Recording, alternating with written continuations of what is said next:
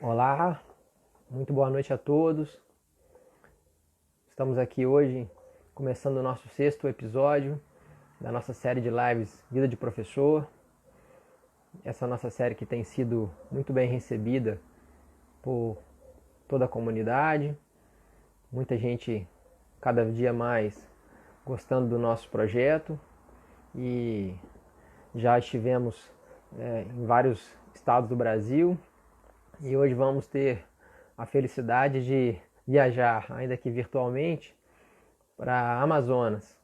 Vamos receber o professor Vitor Fonseca, nosso grande colega processualista, um excelente professor, também grande amigo, que certamente vai nos brindar com uma grande exposição. Estou tentando fixar o tema aqui da live, vamos ver se eu consigo hoje. Nem sempre isso acontece, mas enfim, daqui a pouco o professor Vitor está conosco aí. Eu queria aproveitar para agradecer a presença de todo mundo que tem nos assistido ao vivo e também nos assistido depois pelo YouTube, pelo IGTV. E também dizer da nossa satisfação, a partir da semana que vem, nós vamos implementar uma parceria com as processualistas. É um grupo de trabalho muito interessante, um grupo de trabalho de professoras de processo. E já na segunda-feira nós vamos receber a professora Janaína Noleto, no dia 31, portanto, às 20 horas, do Ceará. Daqui a pouco eu vou divulgar e nós vamos também levar adiante esse projeto na semana que vem, mas já fica aí o convite para todo mundo conhecer o perfil das processualistas. O professor Vitor já está aqui conosco. Eu vou. Se vai dar certo. Cada dia é uma aventura esse Instagram. Vamos lá. Dá certo. Oh, grande Vitor. E aí, Márcio, E tudo aí, meu bem? caro? Tudo bom? Tudo Consegue bem? me ouvir bem? Tô ouvindo bem, meu áudio tá bom? Que ótimo, tá ótimo, maravilha. Melhor impossível. Que bom, satisfação tê-lo aqui. Fico muito feliz de ter aceitado o meu convite, participar desse projeto. Para mim está sendo uma satisfação, uma honra muito grande contar com professores de cada lugarzinho do país. E não podia ser alguém diferente, como eu te falei quando fiz o convite, para representar o estado do Amazonas. Né? Logo que eu percebi que esse projeto podia ganhar força, eu imaginei, né, desenhei o mapa aqui na minha cabeça e pensei em você no Amazonas e não podia ser diferente. Ah, Eu obrigado, queria, Márcio. desde logo, Obrigado mesmo. é isso. Eu queria desde logo te agradecer mais uma vez. Vou fazer uma breve apresentação aqui para o pessoal, bem breve mesmo, para que a gente possa bater papo, conversar, né? Aqui a nossa ideia é uma live bem leve, né? Bem tranquila. Uhum. A gente está acostumado a falar sobre o processo, falar sobre direito. Aqui a gente vai falar sobre outras coisas, embora, claro, a gente vai acabar chegando, não tem dúvida, no processo, né? O professor Vitor Fonseca, que está aqui conosco hoje, e muito me honra, como eu disse, pelo seu convite. Ele é doutor pela PUC de São Paulo, ele é professor da faculdade La Salle, em Manaus, e é promotor de justiça também no estado do Amazonas. Como eu disse, um grande professor, um processualista nato. Eu, Vitor, enquanto estava aqui preparando, né, para a nossa live, fui levantando ali diversos artigos que você tinha escrito, vários que eu já tinha lido, fui rememorando e depois descobri que, na verdade, a gente está em algumas obras coletivas. Não sei se você É, se lembra, essa aqui, por exemplo, estamos juntos aqui nela. verdade. É, tem uma revista de processo que nós estamos juntos também aqui, Ah, por essa eu não sabia, coincidência. não. Essa eu não sabia. Essa aqui é a número 248. Uhum. Estamos juntos nela também. E tem outra obra sua que tem aqui também, e com grandes Ah, essa é textos. contigo Tem bastante. acompanhado, muito, muito interessante, tem acompanhado muito a sua carreira. E daqui a pouco vou falar mais sobre ela, mas primeiro, bom, eu queria, como eu falei, mais uma vez te agradecer. E já vou começar te fazendo uma pergunta logo de cara, para você ficar com a palavra. Eu queria que você contasse para nós aqui, as pessoas que estão nos assistindo e que vão nos assistir, né, posteriormente. Essa live vai ficar gravada tanto no meu IGTV quanto no canal do YouTube. Queria que você dissesse para nós como é que foi a sua história como professor, né, como é que começou a sua carreira na docência, que você fizesse aí um apanhado desses anos já, muito tempo como professor, eu que acompanhei a sua carreira há algum tempo, mas queria que você contasse para nós essa história, por favor. Pô, Márcio, boa noite para todo mundo. Para mim foi um prazer mesmo esse convite, falar sobre a vida de professor com tanta gente boa, bater esse bate-papo contigo. Então é muito legal mesmo esse teu projeto de falar sobre a nossa vida de professor, falar de uma outra coisa, não só processo, sobre sentença, sobre recurso, né? É mais legal a gente falar sobre o que a gente realmente, a nossa vocação que é dar aula. Mas a minha vida como professor, na verdade, começou na minha família. O meu professor, meu pai era professor. Mas professor de faculdade de medicina. Meu pai é médico e foi professor, já é professor aposentado da Universidade Federal do Amazonas na faculdade de medicina. Então, eu já tinha um professor dentro de casa, né? E mais que um professor, meu pai tinha uma biblioteca enorme, né? Então, assim, ele nem precisava me estimular, porque eu tinha em casa um monte de livros, né? E, óbvio, tinha livro de medicina, mas tinha muito livro de outras áreas. Meu pai estudou muita coisa, leu muita coisa, né? Literatura brasileira, literatura estrangeira, né? Literatura universal, enfim. Então, eu tinha um professor dentro de casa, um cara que estudava muito, então eu já tinha essa veia, né? Essa verve para estudar, para pesquisar, para ler, eu tinha essa possibilidade, né? E o meu pai ainda tinha outra questão bem interessante, que meu pai nunca foi doutor, meu pai é especialista apenas, fez residência e tudo. Mas meu pai dava palestra internacional, porque meu pai é pesquisador de doenças infecciosas parasitárias aqui no Amazonas, você sabe, é uma zona de muita infecção dessas doenças. Então ele começou a fazer umas descobertas científicas que ele começou a dar palestra em todo mundo. Meu pai deu palestra na China, no Japão e tudo. Então, primeiro, uma coisa extraordinária, ver meu pai falando inglês, dando palestra na Itália, dando palestra nos Estados Unidos. Então aquilo eu digo, poxa, meu pai conseguiu tudo isso estudando. Meu pai conseguiu isso dando aula, pesquisando, né? Então, mesmo que não fosse a medicina, e eu nunca parti para medicina, sempre odiei biologia, sempre odiei a parte biológica, né? Mesmo que não fosse para... Não, a gente tem que saber separar, né? Minha irmã é médica, mas eu não tenho nada a ver com isso. Então, mesmo não sendo a minha área, eu me espelhei muito no meu pai, né? E tanto quando eu ganhei meu doutorado, tive minha banca de doutorado, eu dediquei ao meu pai esse doutorado. É o título que ele nunca teve e nunca precisou. Ele nunca precisou disso, né? Mas como era um sonho de família, eu acho que esse sonho que se sonha junto é mais gostoso, né? Então eu tive esse espelho dentro de casa. E aí eu comecei a dar aula muito cedo. Na faculdade de Direito, com 18 anos, eu já comecei a dar aula de inglês. Né? Eu comecei a dar aula de inglês aqui em Manaus, eu tinha feito intercâmbio, então meu inglês era razoável. Então eu comecei a dar aula de inglês para ganhar dinheiro, para poder comprar meus livros. Eu estudei numa faculdade pública, Universidade Federal do Amazonas, mas minha família nunca foi rica. Né? Meu pai é um servidor público, né? Então a gente nunca teve grandes fortunas. Então eu estudava na faculdade pública, eu precisava de dinheiro para comprar meus livros, então eu comecei a dar aula de inglês. Então a minha primeira aula, minha primeira turma, né, foi dando aula de inglês. E foi engraçadíssimo, porque assim, a professora coordenadora me aceitou, acreditou em mim, na minha lábia, no meu sotaque inglês bom, enfim, de intercâmbio. Tá bom, vamos dar aula, vamos dar aula. Mas ninguém me explicou que a gente tinha que preparar a aula, que a gente tinha que fazer um plano de aula. Então a aula que eu tinha pensado que eu ia dar terminou em 30 minutos. Em 30 minutos eu digo, nossa, mas eu já tenho uma hora a mais, 1 hora e meia de aula. E agora, né? Então, assim, essa parte pedagógica, essa parte, né, de estrutural, mas burocrática, que é necessário, a gente sabe hoje em dia, de planejar a aula, eu não tinha, eu tinha 18 anos, não sabia nem que existia isso, né? Então, eu fui aprendendo na marra, na prática e tudo. E elas foram muito pacientes comigo. Então, o inglês foi bom por isso, porque quando eu cheguei na faculdade da aula de direito mesmo, eu já tinha passado por esses obstáculos, né? Aí, minha primeira aula de direito mesmo, aula, foi em 2006, quando eu voltei para Manaus. Eu me formei em 2002 em Manaus, na faculdade de direito daqui. E aí, como eu não tinha pós em processo, eu sempre quis processo civil, eu fui para São Paulo. Eu fiz minha especialização na PUC de São Paulo e comecei o mestrado lá e terminei em 2006. Quando eu voltei para cá, eu já voltei para dar aula. E aí eu comecei a dar aula mesmo de processo. Então, a minha primeira aula foi aqui na UBRA, na Faculdade de Direito da UBRA, que é uma faculdade que eu tenho muito carinho, mas eu não dou mais aula lá, de TGP e execução. E foi tão legal dar aula de TGP, porque era o início do início, né? E aí, e ainda lá na UBRA a gente dava aula de processo civil, processo penal e tudo é meio misturado. Então foi um desafio muito grande, né? Muito grande de começar essa aula na UBRA e tal. Então aí já estava mais calejado de dar aula e tudo, mas as minhas primeiras aulas mesmo de direito foram na UBRA. E nesse mesmo ano, aí eu já fui convidado, eu já estava com currículo de mestrado, né, da PUC de São Paulo. Nesse mesmo ano eu já fui convidado para dar aula de especialização, tanto na UFAM, que tinha uma especialização na época, acabou, agora voltou de novo, na Federal do Amazonas, e na Uninorte daqui. Então, as minhas primeiras experiências foram essas, assim, seja na graduação, seja já na especialização aqui na UFAM e na Uninorte. Então, se eu não estou errando a conta, nós estamos com 17 anos de docência. É isso? 2003, você disse, né? 2006, perdão. 2006, são 14 anos. 14 anos, 14 anos. Formal, é. sim. Não. Formal, sim. Sim. Daqui a pouco você vai ter alunos que nasceram quando você começou a dar aula. Isso é verdade. Porque assim, eu não na época do mestrado, eu fui professor assistente do Cássio Scarpinello.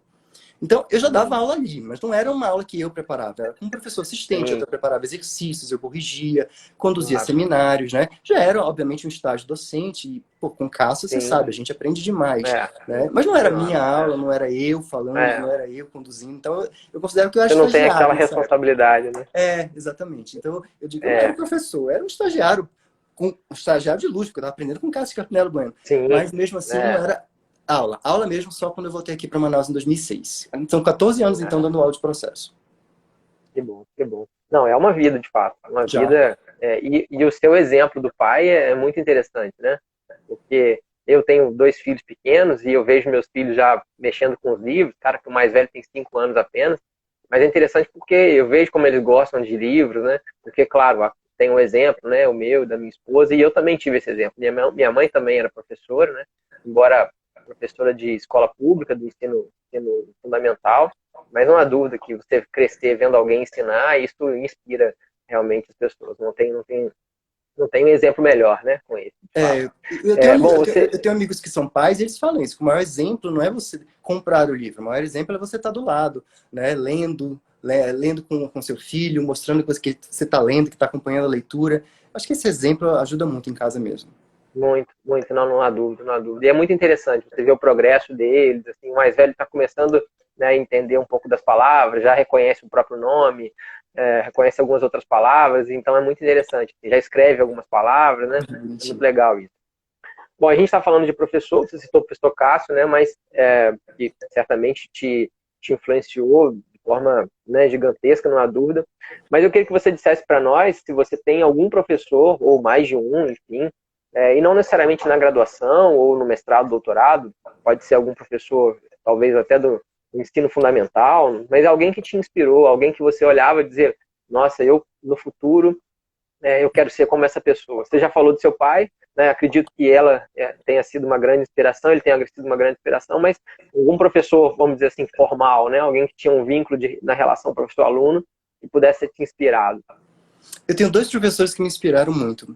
Um é o professor Valdisney Oliveira, que é professor de processo na Universidade Federal, hoje é juiz federal, conduziu várias operações dessas grandes aqui do Sim, Brasil todo. Foi ele que está conduzindo, o professor Valdisney Oliveira, que foi um grande exemplo para mim na área de processo, de ética, de profissionalismo. Foi um cara fantástico. E um outro professor que não é de processo, mas que recentemente faleceu também, infelizmente, é o professor João Braga, um professor de direito constitucional, muito conhecido aqui no Amazonas. Um cara que chegava pontualmente às 5 horas, ia embora às 6 horas da tarde, em ponto, e quando precisou faltar, ele falou, amanhã é o casamento da minha filha. Eu posso faltar? Ele pediu autorização para faltar. Então, de uma gentileza, de uma cortesia, e ele tinha uma característica, para ele não existia dúvida idiota, não existia dúvida burra. Ele dizia, se você não está entendendo, o culpado sou eu, não é você. Se você não entendeu, você está com dúvida, fui eu que não me fiz entender. Então, joga a culpa para mim. Então, ele sempre tratava o aluno dizendo, não, me ajude a te ajudar. Né? Então, esse exemplo do professor João Braga, que não foi professor de processo, foi de direito constitucional, me ajudou muito a entender o papel do professor, né? Esse papel de condutor, de guia, de exemplo de ética. Um cara tão fantástico que a gente convidou na hora. Quando a gente pensou, quem que vai ser o Paraninfo na nossa turma? Ninguém, foi unânime, Márcio. É o João ninguém Braga. teve dúvida. Ninguém teve dúvida. Né? Tamanha é a força, a influência que esse cara teve na nossa vida. Né? Então, infelizmente, ele faleceu há pouco tempo, foi uma grande perda para a faculdade de Direito, e eu tenho nos dois. No Valdez Oliveira, na parte de processo, né? Um cara que chegou, um dos primeiros doutores em processo civil do Amazonas foi o professor Valdisney, né? E o João Braga, que realmente mora no nosso coração. Grandes exemplos, não há dúvida disso. E quando você tem uma turma inteira abraçando um professor, como você citou, é porque, de fato, não tem como tanta gente estar errada ao mesmo tempo, né? É, E, é um e a carinho gente que ensina, transborda. sim, e os detalhes, né? Você, tantos anos atrás, você se lembra de detalhes como esse, porque isso realmente te marcou muito, né? Isso é É, muito legal. Assim, os relatos que eu tenho colhido aqui dos colegas, né, são relatos muito interessantes, porque são situações, assim, também de muitos anos atrás, de detalhes mínimos, coisas pequenas como essa que você acabou de citar, que fazem tanta diferença, né? Fazem toda a diferença na vida dos alunos, na vida, né, daquele futuro profissional. Isso é muito legal de fato. Bom, Márcio, deixa eu só te complementar, e ele claro, dava, claro, claro. ao final do semestre, ele dava um livro dele sobre imunidade parlamentar que ele escreveu para os alunos que se destacavam, né? Eu fui contemplado com esse livro. E assim, ele dizia, olha, vocês não vão aprender nada com esse meu livro, mas essa é uma forma que eu tenho para estimular vocês a continuar estudando. Então, assim, as lágrimas vinham na hora, porque além de ser tudo isso, ainda se colocava numa humildade. Olha, vocês não vão aprender nada com o meu livro, é só um presente mesmo. A gente... Então, ele ganhou todo mundo, não tem jeito. E isso para você era um troféu, né? Era uma eu coisa... nem guardo na minha biblioteca, eu guardo entre os meus presentes, da minha família. Não fica na minha biblioteca, fica entre os meus presentes mais queridos. Que coisa, olha que coisa. Não, muito legal. É uma boa tática essa, né? Quem sabe a gente não adota para frente, né? Bom, eu queria aproveitar e te fazer logo duas perguntas, para deixar você falar, porque na verdade aqui a minha ideia mesmo é te ouvir. Bom, a gente sabe que, né, certamente nesses 14 anos aí que você já leciona, muita coisa boa você viveu, experimentou, né, influenciou a vida e a carreira de muita gente. Então são momentos certamente muito marcantes. Mas será que você poderia destacar para nós um ou dois, enfim, momentos especiais, momentos aqueles que você disse, olha, aquilo que você chega em casa, depois eventualmente de uma aula, ou depois daquilo que aconteceu, enfim, ou mensagem, não sei, que você fala, olha, realmente isso valeu a pena, todo o meu esforço como professor aqui foi recompensado. Então, momentos positivos, mas também, por outro lado, a gente sabe que a vida de professor, né, ela tem lá os seus percalços, tem muitas dificuldades, e a ideia desse projeto, eu te falei isso antes, né, para quem está assistindo agora pela primeira vez, a ideia desse projeto é tentar influenciar futuros profissionais. É interessante que a gente seja bastante verdadeiro. Assim, eu não estou aqui querendo dizer que a vida de professor é apenas coisas boas, né, porque de fato existem momentos ruins, como aliás toda carreira. Né, daqui a pouco vamos falar um pouco da sua outra carreira também. Também tem percalços, tem dificuldades. Então, se você pudesse nos relatar momentos positivos, momentos interessantes, marcantes, mas também momentos negativos ou alguma coisa que não foi tão boa, mas que de alguma forma você, olha, pelo menos serviu para aprender, pelo menos serviu para eu crescer um pouco com esse fato. Seria interessante. Tá certo. A minha maior dificuldade, digamos assim, meu ponto negativo da minha carreira, que não é nem um ponto negativo, foi uma dificuldade mesmo, foi quando eu assumi no Ministério Público.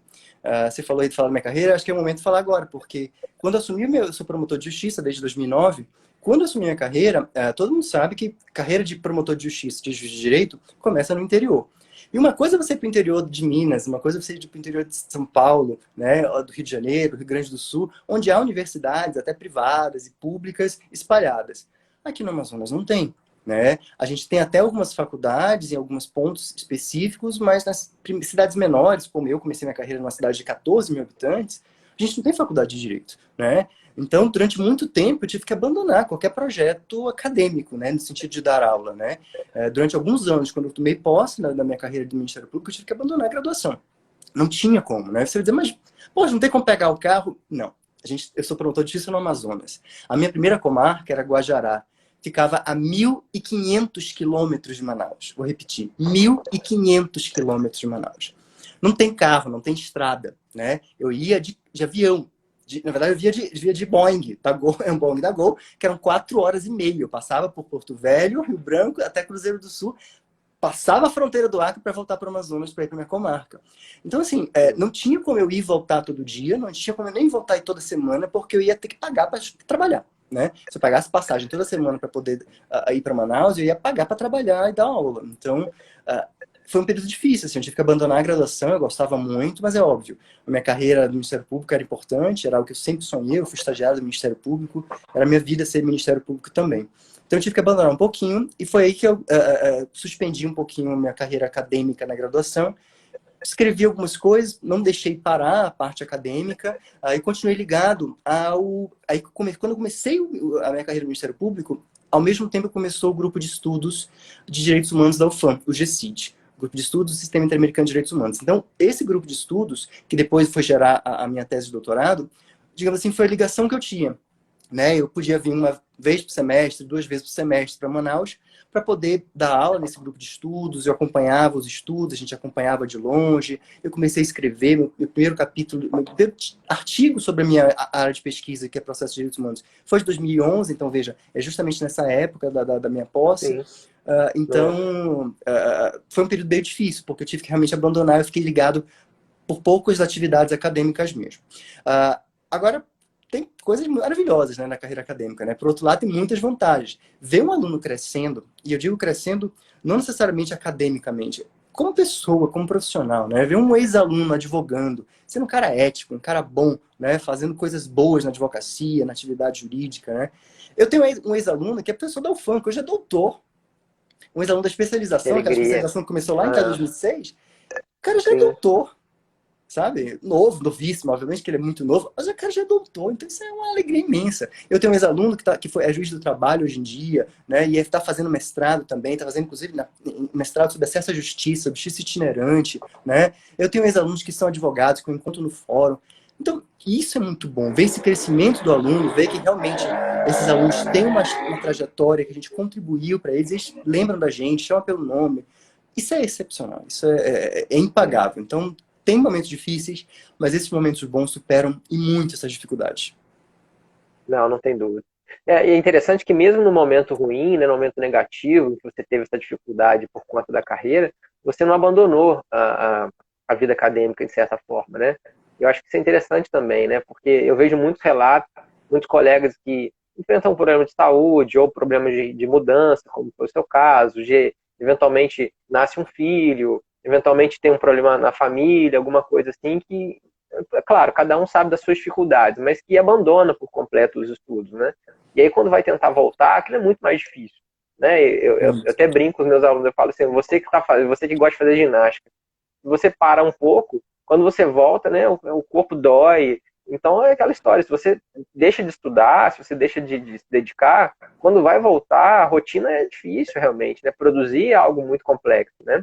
É isso mesmo. Então, a ideia que você teve de continuar mantendo, pelo menos ainda que um pouco, esse contato foi muito boa, né? Muito boa e ali é interessante porque eu tenho acompanhado seus estudos mais recentes, daqui a pouco eu vou falar sobre a sua palestra.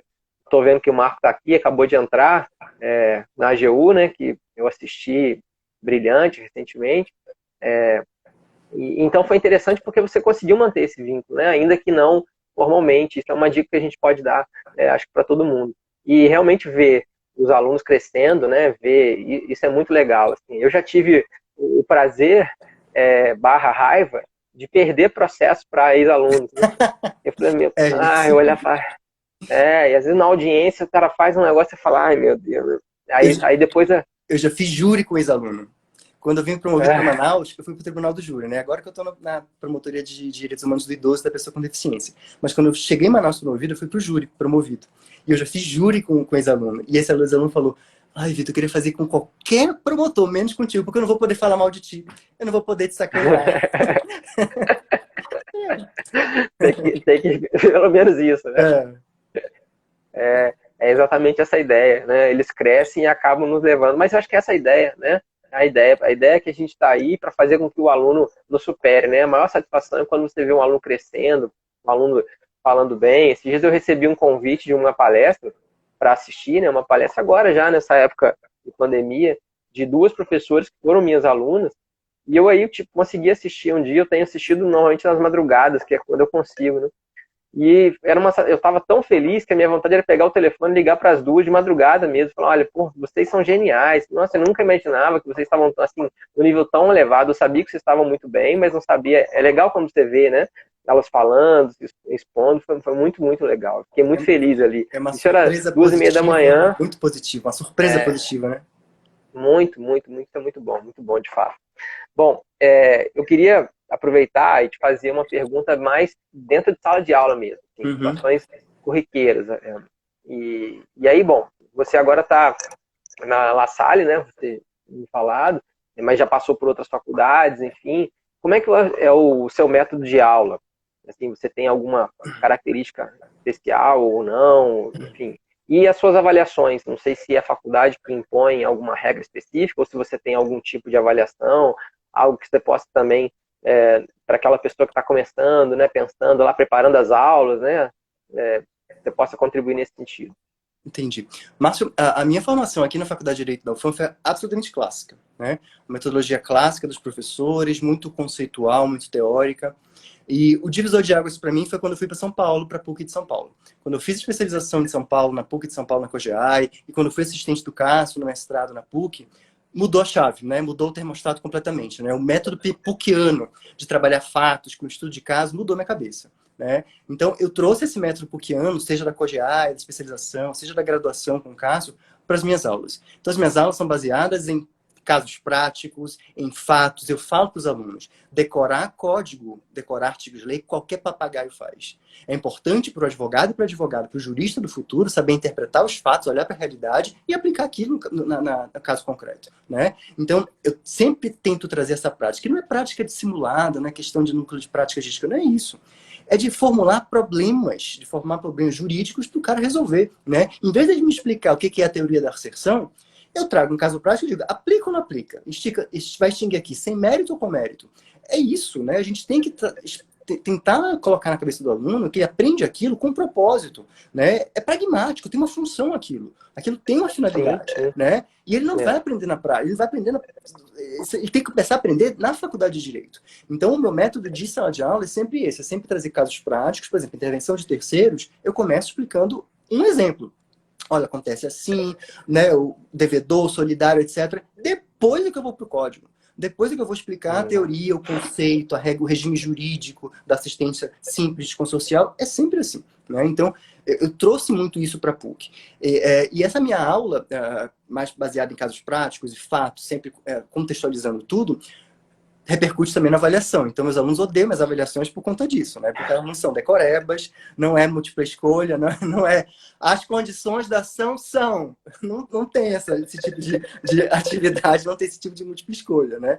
Então, eu trabalho muitos casos práticos. Ainda bem que, por exemplo, exame da OAB, concursos, né? O ENAD, hoje em dia também está muito assim, né? Então, a gente acaba aproveitando essa nova tendência da própria OAB, né? do ENAD, de formular problemas, de exigir um raciocínio dos alunos para esse tipo de avaliação também. A minha faculdade, ela exige isso, que a gente possa colocar o aluno mais na prática. Tanto que a gente não tem uma separação muito grande entre o que é processo, o que é prática simulada. A gente já faz, por exemplo, julgamentos simulados, a gente faz audiências simuladas em processo, né? Legal. O que é a prática simulada depois, é uma atividade mais específica, né? Para trabalhar no escritório, etc. Mas em processo a gente tem julgamento simulado. Semestre passado, durante a pandemia, a gente fez uma audiência simulada de direito de família, uma ação de família envolvendo investigação de paternidade. Todo aquele barraco que tem em vara de família teve na nossa também. Mas isso é muito bom para mim, porque ele fica sempre em contato com o que é real, né? É muito bom. Academicamente, a gente tem que teorizar, a gente tem que pensar o que é o princípio do contraditório e tudo. Mas se esse aluno não vê a prática e em processo, isso é essencial, você sabe. Faz toda a diferença, né? Se o aluno não conseguir visualizar da petição inicial a coisa julgada, visualizar esquematicamente na cabeça, não só teoricamente, na prática, como ele vai aplicar aquilo, não vai funcionar. Esse aluno vai perder 4 semestres de processo civil para nada, né? Ele tem que saber colocar tudo aquilo em prática. Então, eu me preocupo muito com isso e, graças a Deus, a minha faculdade nos apoia muito nisso. Que bom, que bom. Eu tenho feito bastante assim também. Assim, a gente aqui na faculdade não tem essa exigência, mas eu ia no final do semestre, eu sempre faço um formulário, tento passar um formulário, brinco, peço que o controle de qualidade, né? E aí vários deles diz, olha, professor, no começo, quando você citava esses exemplos, eu achava cansativo e tal, mas no final, agora eu consigo ver. Então, isso faz toda a diferença na minha cabeça. Realmente, isso muda muito a forma como a gente vê o processo, né? Que de fato é interessante, porque, diferentemente de outros ramos do direito, né, que o aluno já sabe, né? Eu entro querendo saber penal, eu quero saber tributário. Isso, qualquer pessoa explica um pouquinho. Quando você fala, você é professor de processo, né? Principalmente o leigo, fala, mas o que faz o professor de processo? Né? Então, se você não fizer com que isso esteja concreto na cabeça deles, de fato, vai ser muito difícil, né? Isso é interessante, porque hoje, por exemplo, todo mundo é constitucionalista, né? Todo mundo tem uma posição, alguma posição É, constitucional que está em Supremo. Ah, não, eu sou contra. Todo mundo é é. constitucionalista hoje em dia. Processualista O que não. mais tem, né? É, Processualista não. As pessoas têm dificuldade de entender o que é o Supremo, qual é o trabalho, o que é um recurso, qual é o trabalho do TJ, do TRF. As pessoas não entendem muito bem. Então, essa é uma vantagem pra gente. Processualista penal já não está tendo muita facilidade, não. O processo penal não, já tem que aí mais já dificuldade. tem muito especialista de Facebook aí, por aí, né? É o que Exatamente. mais tem, não tem dúvida. Bom, a gente sabe também que além das aulas, né, além da atividade dentro da sala de aula, o professor, ele necessariamente, principalmente o professor pesquisador, como é o seu caso, ele tem uma tarefa muito importante, que é de produzir, né, de trazer as suas ideias, de fazer com que aquelas pesquisas sejam de fato concretizadas. E aí, eu citei alguns dos seus trabalhos, mas a tese de doutorado mesmo é um trabalho clássico sobre o assunto. Enfim, você está sempre produzindo. Como é que você consegue conciliar as atividades da docência com a do Ministério Público e principalmente agora, nessa pergunta, a tarefa de produzir, de escrever? Você tem algum método de escrita? Você é daqueles que separa material e escreve tudo, ou vai pesquisando aos poucos? Enfim, eu tenho colhido relatos dos mais diferentes a respeito desse assunto. Você tem alguma dica que você pode dar para quem precisa escrever, né? Eu mesmo estou aqui com alguns trabalhos de monografia de final de curso para corrigir, e Uhum. aí os alunos sempre me perguntam: professor, a página branca me assola aqui. O que você faz para ajudar os alunos nesse sentido? Até que você pode dar uma dica assim. Eu acho que o mais difícil é a gente encontrar o tema, né? E eu falo muito para os alunos, assim, tem temas muito bons de você escrever, né? Vamos falar sobre a DI, vamos falar sobre a DC. Mas eu não sei que você vá querer advogar no Supremo, se você vai ser um grande advogado supremo, né, com amigo escuro, etc. Você dificilmente vai ter um contato mais próximo sobre a DI e a DC. Então eu pergunto para onde você está fazendo estágio? Ah, eu faço um estágio no juizado especial. Então por que você não discute algum tema ligado ao juizado especial? Ah, eu estou fazendo estágio na delegacia. Então tá, você acompanha os interrogatórios, você está vendo se o interrogatório está sendo feito de modo correto, reconhecimento de pessoas, a epistemologia jurídica está sendo aplicada ao reconhecimento de pessoas. Enfim, eu tenho que te explicar para o aluno que a pesquisa ela tem que partir de um problema. Se o aluno não problematiza, se ele, não, eu gosto, eu queria falar de aborto. Mas se você não problematiza aquele tema, não vai ser interessante a sua opinião que você vai dizer. Todo mundo está escrevendo sobre o aborto, sobre várias perspectivas e abordagens. Então você tem que partir de... Me parece que a ciência parte sempre de um problema. Parte sempre de uma questão que precisa ser resolvida, uma dúvida, uma pergunta. Brigo com os alunos dizendo, olha, você tem que partir dessa pergunta. O que está incomodando a tua cabeça? Né? Os meus escritos, não sei se você percebe, eu não escrevo sobre coisas muito óbvias, eu não escrevo sobre temas muito clássicos, né? Eu tento sempre resolver um problema. O primeiro artigo, por exemplo, foi uma questão prática, que eu tive quando trabalhava no Ministério Público, né, quando eu era assessor ainda. Meu primeiro artigo foi sobre o antigo 526, parágrafo único do CPC 73, aquele ônus da comunicação da interposição do agravo de Do instrumento, agravo. né? Porque discutia-se se era, naquela época, vamos lá, o meu primeiro artigo foi de 2003, discutia-se se era matéria de ordem pública ou tinha que o recorrido tinha que reclamar ou não, se era matéria de ordem, se era um requisito recursal que dependia da iniciativa da outra parte, enfim. Era uma discussão Sim, interessante. Eu sim. falei, Havia essa discussão de fato. na época tinha. Então eu falei, pô, aquilo é legal. E eu pesquisei e ficou tão legal de eu vou escrever um artigo. E foi meu primeiro artigo publicado na Repro, né? Então, me parece que o melhor método... Tem gente que escreve sobre tudo, tem gente que escreve sobre temas, cria ensaios. Eu tenho muito respeito por essas pessoas, mas para mim funciona quando eu tenho essa inquietação. Quando eu tenho algo que não está funcionando, quando eu estou vendo que não, eu tenho curiosidade sobre aquilo. E aí eu vou te falar sobre 2 temas agora que eu acabei de publicar um artigo, tá aqui com o livro, vou fazer a propaganda desse livro aqui, sobre o Superior Tribunal de Justiça e Aplicação do Direito. O meu livro é a minha linha de pesquisa sobre processo de direitos humanos. E muita gente disse, mas isso está sendo muito teórico? Eu falei, não, a gente tem que começar a aplicar isso na prática, né? E aí, a minha dúvida era, será que o STJ está aplicando isso? O STJ começou a falar durante muito tempo sobre o controle de convencionalidade. E a minha dúvida era, será que isso está aplicando na prática? Eu fiz um levantamento. Eu fui para o STJ e fiz um levantamento de vários RESPs, em que recursos especiais do STJ, efetivamente falava em cabimento de recurso especial para controle de convencionalidade, violação de direitos humanos. É um problema. Eu quero saber se isso está sendo aplicado, né? E encontrei e falei, olha, realmente estão falando. Tá, a teoria do controle de convencionalidade está funcionando na prática. eu vou tentar explicar sobre isso. E aí escrever esse artigo, né? Então, esse artigo está pronto. Um outro problema foi também uma questão prática, e aí do Ministério Público. Há pouco tempo, eu estou há menos de um ano nessa promotoria nova de pessoas idosas e pessoas com deficiência. E começou a surgir muitos problemas para mim sobre intérpretes para pessoas surdas, né? Em concurso, em processo, em educação, questão de inclusão de pessoas surdas. E eu comecei a achar muito estranho que eu falei, nossa, por que tantas dificuldades, tantos obstáculos, né? E eu comecei a me perguntar se eu, como processualista, estou fazendo a minha parte. Porque a gente fala tanto em contraditório, ampla defesa, ciência, reação, poder de influência, mas a gente não pensa, não dá oportunidade para esse cara surdo ter um intérprete no processo. A gente não pensa que talvez ele não esteja sabendo que está passando no processo e a gente quer cientificar, discutir teoricamente. Está muito longe, né? Então, agora, por exemplo, a minha pesquisa, eu estou escrevendo um artigo, um paper, justamente sobre esse acesso à justiça para as pessoas surdas. Você deve ter visto a palestra que eu dei lá na AGU. Aqui é mais ou menos um sumário do que eu estou escrevendo, né? O meu marco teórico, fenomenológico e as discussões que eu estou fazendo sobre isso. Então é isso. Me parece que esse modo de trabalhar a ciência a partir de um problema prático ajuda muito, né? Ajuda porque me inquieta, ajuda porque me ajuda a procurar respostas, né? E a estabelecer, obviamente, um esquema de soluções possíveis para aquele caso. É interessante porque, assim, eu me identifico com os seus textos porque eu também tenho muito essa ideia. Eu vou rapidinho, assim, o meu primeiro texto na Repro foi um caso concreto que eu tinha no escritório, que eu trabalhava, eu cuidava de litígios de massa, contencioso de massa, e basicamente eu trabalhava com recursos especiais extraordinários. Eu cheguei a tomar conta de 13 mil processos.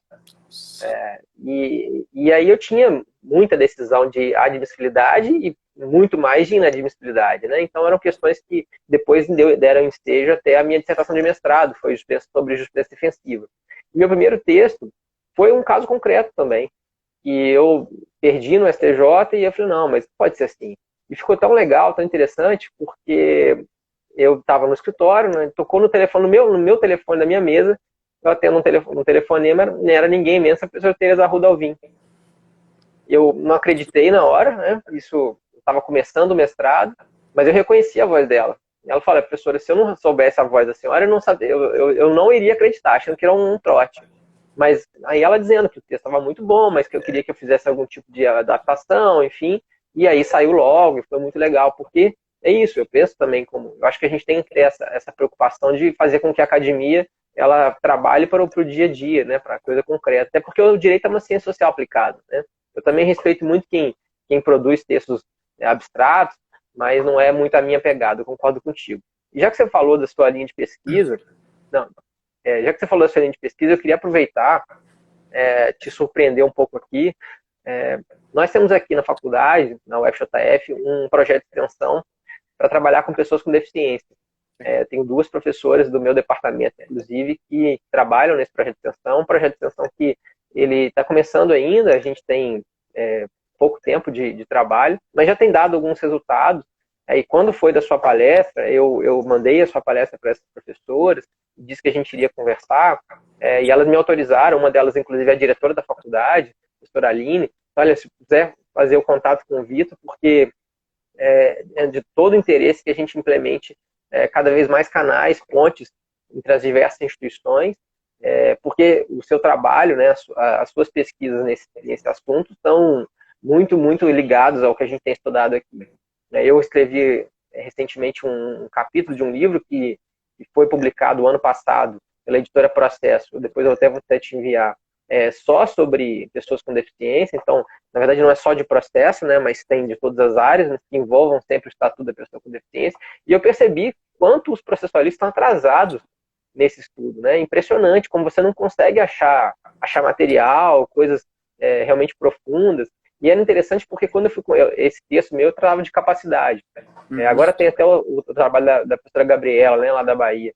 Mas na época não existia, e aí eu perguntava para professores de civil, e os professores de civil também não conheciam as questões processuais, e os professores de processo muito menos. Então é um buraco muito grande de um tema relevantíssimo, né? Então fica aqui ao vivo, né, o meu convite possível para a gente estreitar laços nesse sentido, porque acho que vai ser muito, pelo menos para nós aqui, vai ser muito proveitoso. Convite já aceito, imagina. É um Muito prazer. obrigado, fico muito feliz, fico muito feliz. Quem sabe a gente não volta para falar uma outra live sobre esses assuntos. É muito legal. Bom, você, como já disse, né, você é promotor desde 2009, e aí, claro, você tem que se dividir entre essas funções, né, tanto o Ministério Público quanto a docência. E você, né, os resultados demonstram que você tem conseguido se dividir bem nessas funções. Como é que você consegue dividir seu tempo entre o Ministério Público, a docência, a academia e, de certa forma, também o lazer, o descanso, que são fundamentais, né? A gente tem que também separar um tempinho para isso. Como é que você consegue? O seu dia tem 50 horas? Como é que você faz? É. Bom, no Ministério Público, especialmente no interior, a gente é muito cobrado, né? A gente é clínico geral, a gente vê desde a prisão em flagrante do tráfico de drogas até a ação de improbidade administrativa contra o prefeito. Então, a gente no interior é muito cobrado. E, como eu te disse, no interior, eu realmente me afastei da parte de graduação, fiquei apenas dando aulas esporádicas. Na capital, eu tive a oportunidade de já voltar a dar aula de graduação, e aí o que eu fiz? Como eu sei que eu tenho muitas responsabilidades, a gente como promotor de justiça realmente tem muita responsabilidade, eu não ocupo muito minhas aulas. Então, eu tenho, por exemplo, 2 turmas. Não tenho muitas turmas durante o semestre, não. Não sou aquele professor que dá aula de segunda a sexta. Eu tenho meus limites, né? Até como você disse, que a gente tem família, a gente tem lazer, e a gente tem que ter tempo para pensar. A gente também tem que ter tempo para estudar, para tentar pesquisar, para ler. Por exemplo, eu quero dar uma aula sobre agravo de instrumento, sabendo o que saiu na última edição da Repro. Né? A gente tem que estar atualizado nisso, senão a aula fica todo semestre igual. A gente tem que estar atualizado. Né? Então, eu me preocupo com isso, de não ser um professor doutor que dá aula com os mesmos slides de 5, 6 anos. Né? Então, eu não queria e não quero preencher o meu tempo, né, de segunda a sexta por conta disso, que eu quero ter aulas em que eu posso controlar o meu tempo. Né? Os alunos reclamam, você não vai dar aula para mim esse semestre. Não tem como pegar todas as turmas. Não tem, né? Se eu tivesse dedicação exclusiva, talvez eu conseguisse. Eu teria o maior prazer em dar aula para várias turmas. Mas não tem como, a gente se divide tudo. Mas a carreira do Ministério Público também me ajuda academicamente, me ajuda muito em sala de aula. Né? A carreira do Ministério Público, né? O trabalho do Ministério Público, como ele é muito abrangente, nós não somos advogados, a gente não escolhe as nossas causas, mas muitas vezes as causas ajudam a gente a pensar muita coisa. Eu escrevi uma parte no meu livro, deixa eu até fazer logo propaganda também, do meu livro de processo, do livro de processo civil e direitos humanos, esse aqui, uma parte sobre o direito da criança de ser ouvida. O tema está tão interessante, eu estou falando para as pessoas estão achando tão interessante que eu acho que eu vou melhorar isso para um outro artigo. Qual o problema? Imagina uma ação de guarda, Márcio. Né? Mãe e pai disputando uma guarda unilateral da criança. Né? O Ministério Público é ouvido. Imagina que essa criança, na verdade, é uma adolescente de 14 anos. O Estatuto da Criança e do Adolescente, a Convenção da ONU sobre Direitos da Criança, no artigo 12, diz que toda criança tem direito de ser ouvida. O que é isso? Para o direito brasileiro, está no Estatuto, esse adolescente tem direito de ser ouvido como testemunha. Mas imagina que no dia do depoimento dela de juiz, eu posso ter um advogado meu, porque eu não quero ficar nem com minha mãe, nem com meu pai, eu quero ficar com minha avó. Pela Convenção da ONU, Márcio, ela tem direito. Esse adolescente, pela Convenção da ONU, ela tem direito a um advogado. Direito de ser ouvido não é direito de ser ouvido oralmente. É direito, inclusive, de produzir provas, de peticionar. Isso tem na Argentina, o abogado de Ninho. Tem na Argentina, tem na Europa. E a gente acha que, na verdade, não, mas o interesse superior da criança está pelo pai, está pela mãe, está pelo Ministério Público. Não, o interesse superior, quem sabe, é ela. É um adolescente, 14 anos já sabe o que quer, muito bem. É a autonomia progressiva da criança e adolescente. Né? Então, veja, é um problema que eu verifiquei na prática, né, como promotor de família, etc., que acabou me problematizando no processo. Né? Aqui agora nessa promotoria nova de direitos da pessoa com deficiência, eu recebi uma ação civil pública antiquíssima de um colega que já tinha proposto isso há 5 anos atrás, sobre acessibilidade, né? E aí o Estado recorreu dizendo, olha, mas a gente já está cumprindo, a gente já está implementando, já tem projeto de acessibilidade nos prédios públicos, então não tem por que o cara sentenciar e condenar a gente. E eu falei, cara, acessibilidade de prédio público em todos os prédios de Manaus, porque não tem, né? É um problema de processo estrutural. Se é um processo estrutural, primeira premissa aqui é estabelecer isso aqui é um processo estrutural e tem que ter repensado em tudo diferente. Né? Então, veja, uma questão prática que me levou a uma parte teórica que desenvolveu todas as minhas contra-razões do recurso dele contra isso. Olha, isso é um processo estrutural, então é diferente. Você pode estar cumprindo ou não estar cumprindo tudo, vai ser em etapas, decisões de cascata, provimento, cognição, execução, etc. Me ajudou na prática. Então, eu acho que, ao mesmo tempo que a gente se ocupa muito de, poxa, trabalho, Ministério Público, a cadeira acadêmica é difícil de separar, mas uma alimenta a outra. Uma vai ajudando a alimentar a outra, né? E a gente acaba sendo profissionais melhores por conta disso também. Não, não tem dúvida. Os alunos certamente ficam, né, vislumbrados com isso, né? Porque eles conseguem perceber aquilo que você está falando, de fato tem um impacto. Não é um vazio, né? Não está usando aquilo só para fazer uma prova, né? Ou para ser aprovado no concurso. Ele está vendo que realmente aquilo interessa, aquilo é importante, aquilo pode mudar a realidade prática, né? E eu sempre falo isso para eles. Eu falo, olha, a gente está fazendo faculdade aqui, não é para nós, né? O nosso mundinho do direito pode ser muito grande, pode ter muita gente, mas ele é muito pequeno perto do mundo real, né? Das coisas que acontecem lá fora. Então, você tem que tentar fazer com que esses conhecimentos que estão sendo aprendidos aqui, que eles sejam levados para o dia a dia, para mudar a vida de alguém, né? E essa realidade que você traz, de fato, deve ser muito interessante. Quem dera eu pudesse ser o seu aluno aí para poder assistir suas aulas. Aprender nada comigo, Márcio. Bom, que isso. Bom, eu sei que você como professor, né, já passou por várias situações, mas a gente tem algumas rotinas, né? Algo que nos toma tempo e que são necessárias, claro, não há dúvida, mas algumas que não são assim também muito interessantes. Você tem alguma que você, se tivesse um poder mágico, diz, olha, isso aqui eu quero eliminar da minha vida de professor, do meu dia a dia. Eu conseguiria excluir alguma coisa? E qual que é a minha ideia com essa pergunta? É mostrar para os futuros professores ou para aqueles professores que já estão que nem todo mundo é feliz o tempo todo, né? Porque a gente não, essas coisas não aparecem no Instagram, né? Essas coisas não são postadas, mas tomam um tempo muito grande fazer isso. Então, se você pudesse excluir alguma coisa, existe isso que você poderia excluir? Eu acho que é um preconceito ou uma falta de valorização do professor. Eu acho que isso E quando eu falo de falta de valorização, não é necessariamente remuneração, eu não estou falando disso. Estou falando é aquela história, o senhor só dá aula, professor? Não, dar aula já é muito. Dar aula já é muito. Preparar aula, preparar um semestre, planejar atividades, planejar extensão, curso de especialização, a coordenação de pós, dá muito trabalho, né? Então, ser professor já é uma profissão muito dignificante, é digna, já é suficiente. Então, essa falta de valorização me irrita demais. Isso repercute, inclusive, na minha cadeia, eu trabalho no Ministério Público também, né? As pessoas acham que a gente dá aula para ganhar dinheiro. Eu falei, quem dera a gente desse aula para ganhar dinheiro? Sabe? Não existe isso. Sabe? A gente dá aula porque a gente quer, porque a gente gosta de vocação, então, quer dar aula, né? Então as pessoas acham que a gente ocupa o nosso tempo para atrapalhar, para ganhar dinheiro, é uma questão capitalista. Não é nada disso, né? A gente tem, ainda mais no Ministério Público, a gente tem que aprender a ter uma doutrina institucional, uma doutrina de promotores de justiça escrevendo sobre direito penal, sobre processo coletivo, né? É só fazer as contas, por exemplo, de pouquíssimos membros do Ministério Público que são processualistas. São pouquíssimos. Em processo penal tem um pouquinho mais, em processo civil nós temos ainda poucos. Grandes, é verdade. Cabral, Zanetti, Suzana Costa em São Paulo são grandes processualistas. Mas são muito poucos se a gente pensar no número, por exemplo, da assim, talvez em 2 mãos no máximo, né? Exatamente. Então, se a gente pensar no FPPC, por exemplo, não dá nem 10. Não, 300, 400 pessoas não dá 10. Né? Robson Godinho, Sandoval no Pará, são poucos. Né? Então, na minha carreira, a gente tem que estimular também, na carreira da Defensoria Pública, na magistratura. São pessoas que, como eu estou te dizendo, essa prática nos ensina muito. Né? Essa visão de promotor, de juiz, nos ensina muito. A gente tem muito para passar, a gente tem muito para conduzir. Né? Os alunos precisam nos ouvir também.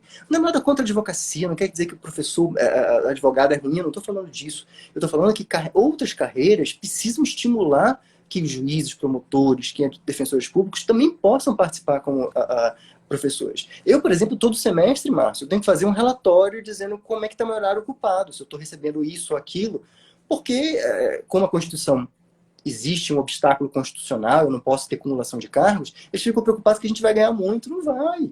Né? Então, essa burocracia, né, que existe desestimula muita gente. Sim, né? não há dúvida. Então, quando eu falo de falta de valorização do professor, não é necessariamente dinheiro, é tudo isso. Sim, não, ficou muito claro. E eu, se puder, estaria aqui, eu só não te interrompi para te bater palma, porque eu estava continuando a te ouvir, mas de fato é uma melhor definição.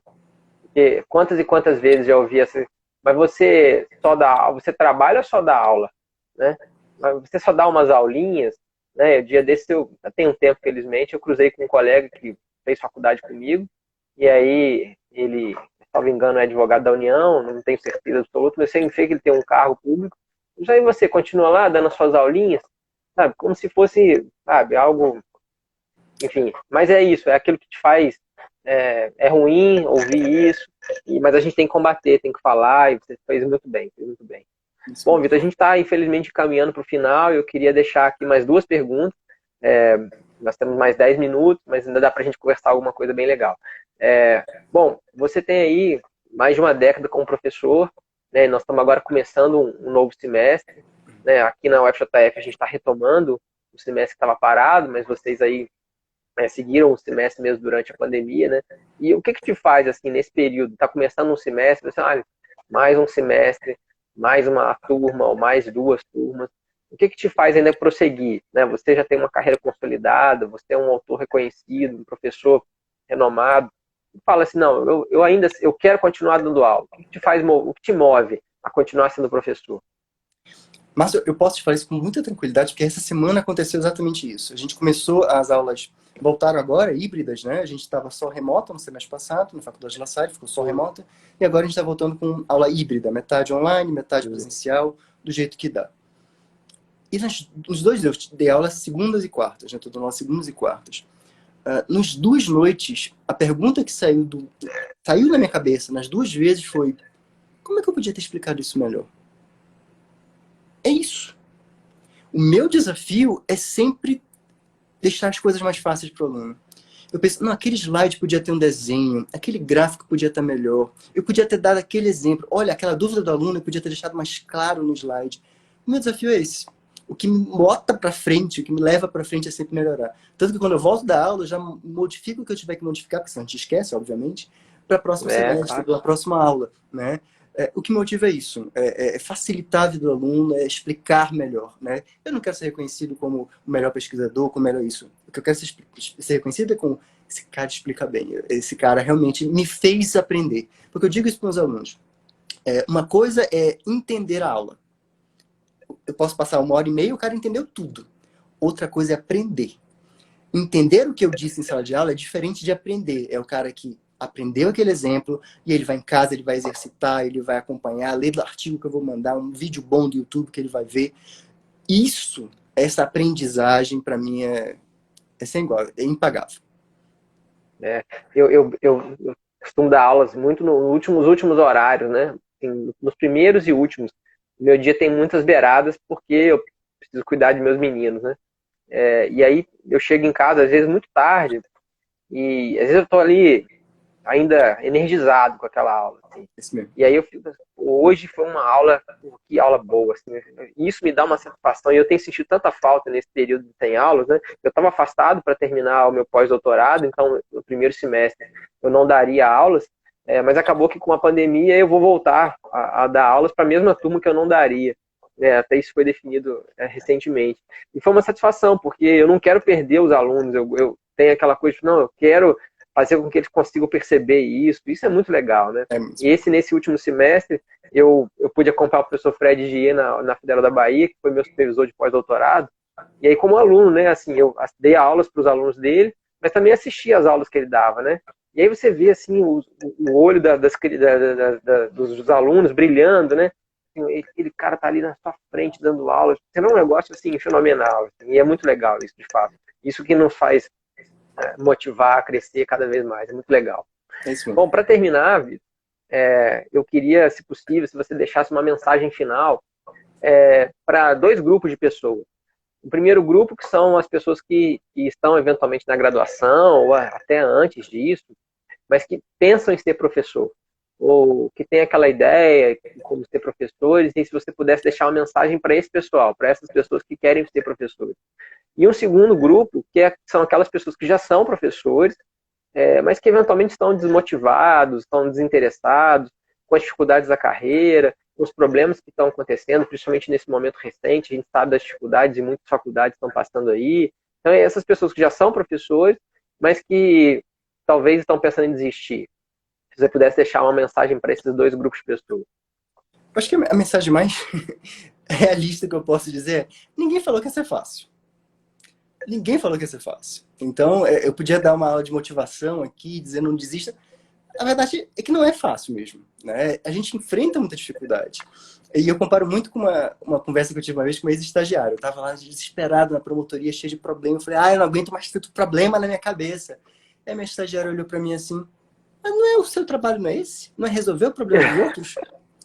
E eu falei, tá vendo? Mas é isso. Ser professor é ter dificuldade. Ser professor é dar conta de 30, 40 alunos. Ser professor é passar matéria difícil. O processo civil não é fácil, é difícil. Então ninguém falou que ia ser fácil. Né? Então a gente tem que superar essas dificuldades, superar esses obstáculos, passar por cima e vambora. A gente vai chutando a bola até onde dá. Né? Então acho que é não desistir, acho que a palavra é essa. Né? É gostar, é sempre gostar do que faz e fazer com o coração. Isso é sensacional, né? Eu brinco com os meus alunos também. Eu falo, gente, se fosse fácil, eu não precisava estar aqui. Né? A gente podia estar em casa, podia estar fazendo qualquer outra coisa. Mas que bom que é difícil, porque eu tenho a minha função de estar aqui, dar aula para vocês, e que bom que é difícil que vocês estão aqui aprendendo. Né? Tô vendo o professor Leonardo aqui, o professor Queiroz entrando também, vários colegas aqui assistindo às nossas lives, e eles certamente concordam conosco, né? Que bom que é difícil, que bom que a gente está ali para poder passar para eles, porque é engrandecedor, não há dúvida disso, né? E certamente você tem razão. Bom, Vitor, eu queria, para finalizar, realmente, deixar um tempinho para você se despedir, mas eu queria, obviamente, te agradecer muito essa sua hora, desse seu dia tão corrido, com tantas funções, e você, desde o início, aceitou o meu convite, né, comprou a ideia do projeto e fez questão de participar, e não podia ter sido melhor. Eu fiquei muito feliz com a sua participação, tenho certeza que todo mundo que nos assistiu também concordou. Eu queria te agradecer e te dizer que o que você precisar de mim pode contar comigo, mesmo a gente estando quase um continente de distância, né, nós estamos aqui próximos. O que você precisar, você sabe que eu tenho aqui. Você tem aqui não só um fã dos seus textos, do que você fala e dos seus trabalhos. É uma satisfação muito grande poder contar contigo nesse projeto. E eu queria aproveitar para todo mundo que está nos assistindo aí, convidar a continuar nos assistindo, né? Na semana que vem nós vamos ter, na segunda-feira, com a professora Janaína Noleto, do Ceará, e na quinta-feira com o professor Rodrigo Becker, do Distrito Federal, e assim vão seguindo as semanas. A ideia é que o projeto pelo menos vá até a Semana do Professor, para a gente poder, de fato, homenagear todos os professores. Mais uma vez, muito obrigado. A palavra é sua para a gente poder terminar. Márcio, obrigado pelo convite. Estar em esse grupo seleto de professores de todo o Brasil, para mim é uma honra mesmo. E eu queria aproveitar para só homenagear, então, a última homenagem possível agora, minha orientadora, a professora Tereza Rudolvin, também, que eu aprendi muito. Essa generosidade que ela demonstrou contigo no teu telefonema, né, que você nem acreditou que era ela demonstra para todo mundo. Ela estimula, ela às vezes até força. Não, vai fazer sim, você vai escrever sobre isso e a gente vai seguir. Né? Quando eu trouxe minha tese de doutorado, não era uma tese de doutorado sobre... Imagina, eu entrei no doutorado em 2014, todo mundo falando sobre o CPC 2015. CPC. E eu falei, professor, eu queria falar sobre o processo de direitos humanos. Você tá doido? Você tá doido? E aí eu expliquei para ela toda a minha origem. Olha, eu estou estudando há tantos anos no GCID da UFAM. Ela falou, tá, então vamos lá. E pronto, e ela acreditou em mim, e foi, e deu certo. A banca foi interdisciplinar, é verdade, eu contei com a professora Flávia Pelvezan, mas deu certo. Então, seja esse tipo de professor, sejamos todos esse tipo de professor que acredita no aluno, que estimula o aluno, né, que espera sempre o melhor desse aluno. Né, e é com isso que eu me despeço, agradecendo a todo mundo. Obrigado mesmo. Excelente homenagem, a professora Tereza merece realmente. Muito obrigado, Vitor, foi ótimo. E boa noite para todo mundo que está nos assistindo. Boa noite, um grande abraço. Valeu mesmo. Tchau, gente.